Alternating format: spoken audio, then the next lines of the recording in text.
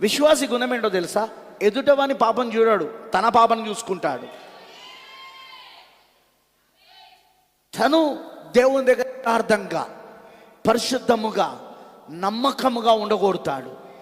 తన కోసం దేవుడు మాట్లాడాలని అంటాడు. కొంతమంది ఎట్లుంటారో తెలుసా? ఎవరి గురించి అయినా ప్రసంగం వచ్చిందనుకో, ఈరోజు పాస్టర్ గారు సూపర్ మెసేజ్ చెప్పాడు బ్రదర్, ఆ బ్రదర్కి సూపర్ పడింది బ్రదర్, మరి నీకు సూపర్గా నీకు పడలేదా? ఆ సిస్టర్కి సూపర్గా పడింది.